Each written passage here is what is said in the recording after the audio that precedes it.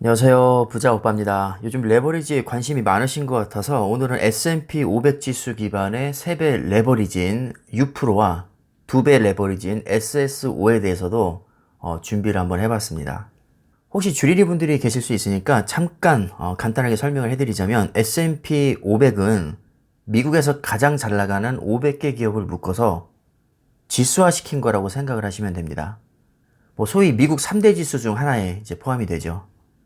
섹터도 아주 다양합니다. 기술주, 금융주를 비롯해서 정말 다양한 섹터로 구성이 되어 있고 미국 산업 전반을 대표하는 지수라고 보시면 됩니다. 제가 500개 기업을 지금 일일이 다 나열할 수는 없고 대표적인 몇 개 기업만 나열을 해보자면 애플, 마이크로소프트, 아마존, 구글, 테슬라, 엔비디아, 페이스북, 퀄컴, 넷플릭스, 페이팔, 모더나, 화이자, 인텔, 세일즈포스, 뱅크 오브 아메리카, 시티그룹, 월트 디즈니, 비자, 포드, JP모건, 스타벅스, 나이키, 홈디포, 버크셔 해서웨이. 이 정도까지만 하겠습니다. 더 하다간 제가 숨을 못 쉴 것 같습니다. 이런 식으로 다양한 업종별로 미국에 상장된 난다긴다 하는 그야말로 세계적인 기업들 500개를 모아서 평균을 냈으니 그 안정성은 그야말로 지구 끝판왕이라고 할 수 있습니다. 2배의 레버리지든 3배의 레버리지든 기본 베이스 자체가 지구 끝판왕이기 때문에 그나마 다른 레버리지에 비해서는 덜 위험하다고 생각하시면 됩니다. 하지만 아무리 기본 베이스가 튼튼해도 레버리지의 특성상 변동성이 크고 위험한 것은 사실이므로 멘탈이 약하거나 조금만 손해를 봐도 잠을 못 자는 성격이라면 절대 레버리지는 추천하지 않습니다. 이 점을 확실히 해두고 영상을 본격적으로 시작하겠습니다.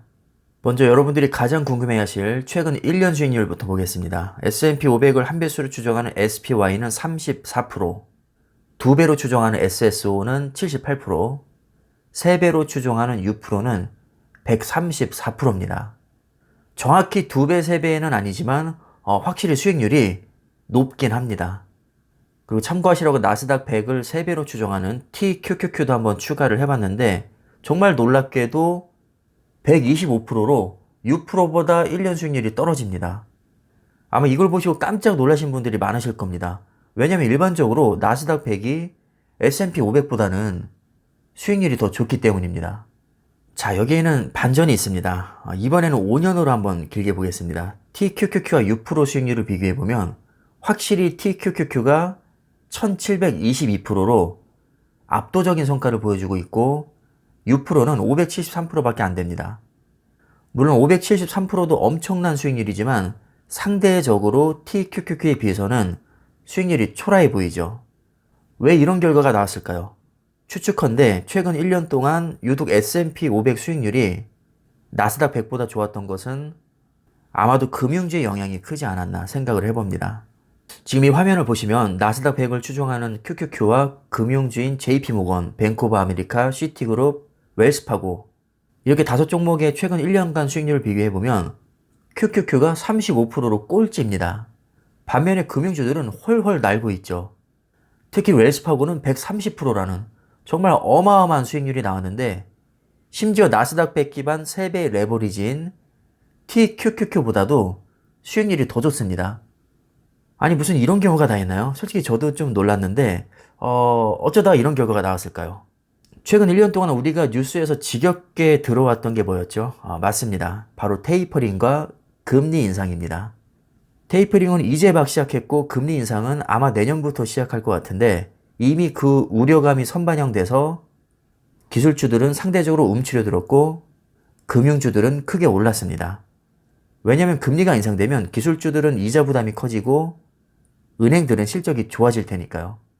자, 여기서 중요한 것은 나스닥 100은 금융주를 제외한 기술주 중심으로 구성이 되어 있고 S&P 500에는 섹터를 가리지 않고 금융주를 포함한 다양한 섹터들이 거의 다 포함되어 있다는 겁니다.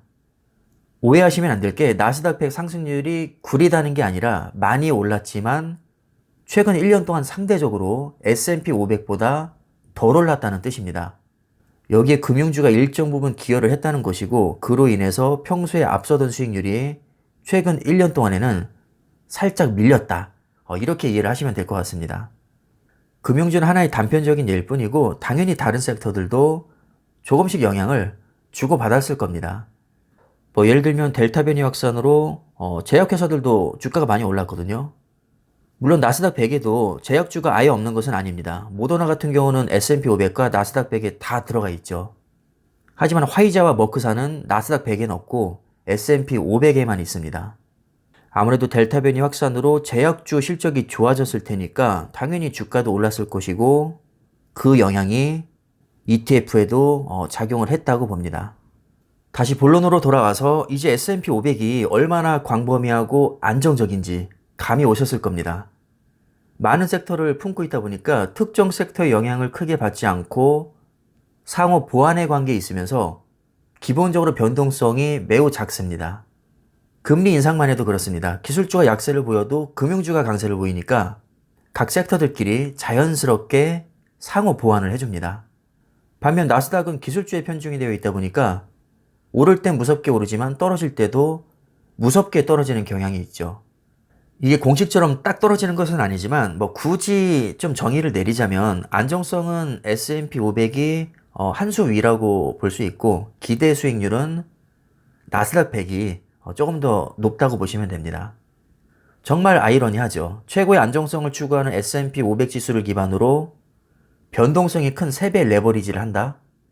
뭔가 앞뒤가 맞지 않는 느낌입니다.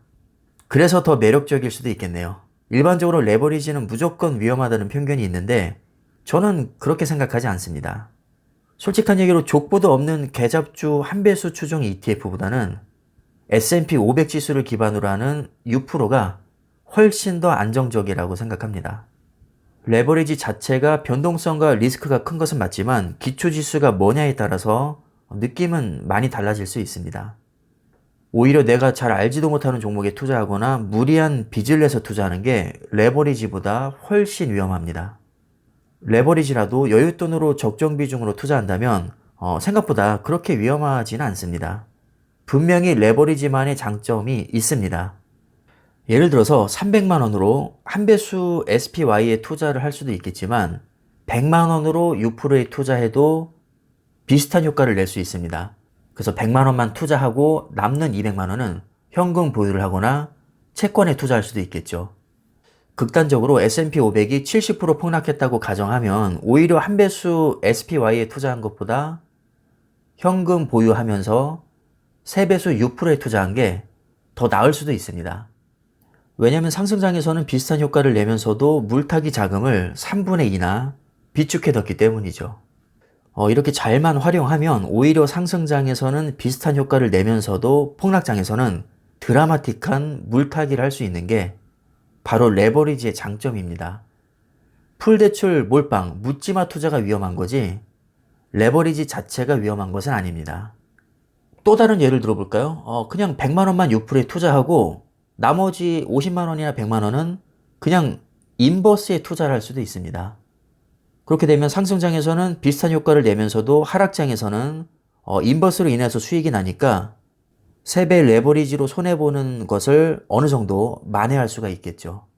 물론 끊임없이 우상향하는 S&P 500을 상대로 인버스를 하는 게 좀 아이러니하긴 하지만 당연히 단편적인 예를 든 것이고요. 만약에 하더라도 제한적으로 사용을 해야겠죠. 그리고 저는 기본적으로 인버스에는 투자하지 않습니다. 그냥 예를 들었을 뿐이고요. 이렇게 레버리지 하나를 가지고도 수많은 응용을 할 수 있기 때문에 무조건 나쁘게 볼 게 아니라 잘 활용해서 나에게 유리한 방향으로 만들어 나가는 게 더 좋지 않을까 생각을 해봅니다. 물론 체질적으로 레버리지에 알러지가 있는 분들이 분명히 있습니다. 변동성이 큰 것 자체가 그냥 싫은 거죠. 댓글을 보니까 미국 주식이 밤에 개장하니까 밤에 신경 쓰기 싫어서 일부러 국내 주식만 하는 분들도 계시더라고요. 또 세금 문제로 국내 주식만 하는 분들도 계시고 극단적인 경우는 단 1원도 손해를 보는 게 싫어서 아예 주식을 안 하고 예금자 보호가 되는 범위에서만 계좌를 나눠서 은행에만 맡기는 분들도 있습니다. 뭐가 맞고 뭐가 틀린 걸까요? 그런 건 없습니다. 본인 마음이죠. 저는 개인적으로 은행 예적금에 단 한 푼도 넣지 않고 있지만 그렇다고 해서 은행 예적금 하는 사람들을 욕할 수는 없습니다. 상대성을 존중해야죠. 그럼 은행 예적금 하는 사람들도 마찬가지로 주식하는 사람들을 도박한다고 욕하면 안 되겠죠. 또 같은 주식을 하는 사람들끼리도 레버리지를 한다고 해서 투기한다고 욕할 수는 없습니다. 잘만 운용하면 지혜롭게 고수익을 낼 수도 있기 때문입니다. 자, 레버리지는 어렵게 생각할 게 전혀 없습니다. 극단적인 폭락장이 와도 물타기 하면서 견딜 수 있는 멘탈이 있고 우상향을 굳게 믿는다면 적당한 비중으로는 충분히 투자해 볼 만하다고 생각을 합니다. 물론 기본 전제 조건이 100% 여윳돈으로 적당한 비중으로 투자를 하는 겁니다. 절대 풀대출 몰빵으로 무리하게 투자해서는 안 됩니다. 자, 이런 레버리지 특성과 리스크를 충분히 인지하고 투자를 하신다면 한 번쯤은 도전해봐도 뭐 나쁘지 않다고 생각을 합니다.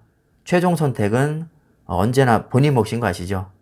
아마 이 정도면 주린이 분들도 충분히 이해를 하셨을 거라고 생각을 하고요. 영상은 이쯤에서 마무리하도록 하겠습니다. 감사합니다.